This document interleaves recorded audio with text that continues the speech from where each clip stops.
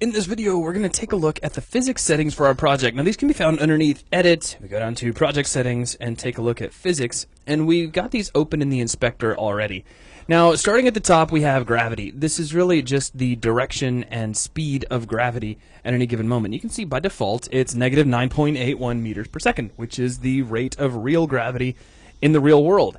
Down from here, we have our default material. Now, don't get confused. This is not the material that's going to be applied to objects in terms of rendering material. Right. This is a physic material. And a physic material is really a definition of how, well, it's kind of the definition of a real-world material. Like, how does concrete respond in terms of physics? Right. It gives an object that this material is applied to its properties such as friction, mass, its bounciness, and how it's going to react during a collision with another object. Right, and you can define a library of these. So if you know something's made of wood, you can drop a wood physic material onto it, or like I said earlier, a concrete one or a rubber one, and things like that, and just drop them on.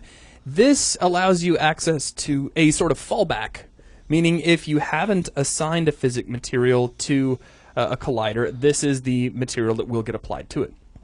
And down from here, we have bounce threshold.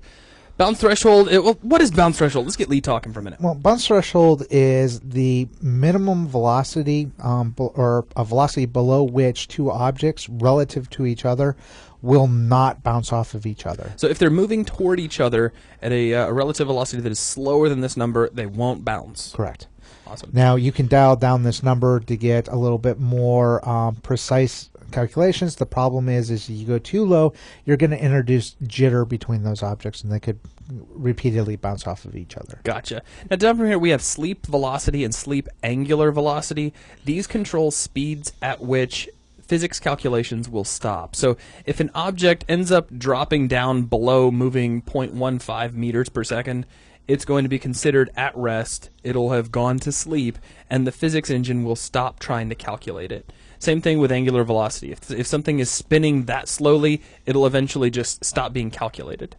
Down from here, we have max angular velocity. This is an upper cap on the amount of spin an object can have. So if you need something to spin a lot faster, you can crank this up. But really, 7 allows for some pretty fast spinning. Right. It's mostly a way of clamping your rotation. So if you get into a collision with another object, that object doesn't start spinning wildly at speeds that just don't make sense anymore. Min penetration for penalty is the minimum amount of penetration in meters that two objects can have from each other before they get pushed apart by the physics engine. So right now we have, what is that, 1/100th of a meter to 1 centimeter. Objects can be passing into each other before they are considered penetrating by the physics engine and get pushed back apart. Now down from here we have the solver iteration count. This is kind of a quality setting. This allows you to control the number of calculations that are taking place to make sure that things are colliding. Right. And in general terms, a value of 6 is going to be just fine. I would leave this alone until I started seeing a lot of errors in my collisions. Right. Now, the raycast hit triggers is more of a scripting type thing. What it does is if you've got your colliders, and we'll go over this in a later video, are set as triggers, this determines whether or not if you cast a ray into your scene and it happens to collide with a collider that is flagged as a trigger, whether or not it's going to cause a trigger hit event. Gotcha. Now, what is the collision layer collision matrix at the bottom? Well, this one is a way that you can set up all of your rigid bodies or things that have colliders on them and set them up in layers, in different layers, and control their interaction between each other. So you could actually take, let's say, a sphere and a cube and put them into the scene both as rigid bodies and throw them at each other. But if you separate them into two different levels and you... Two different layers. Sorry, you're right. Two different layers.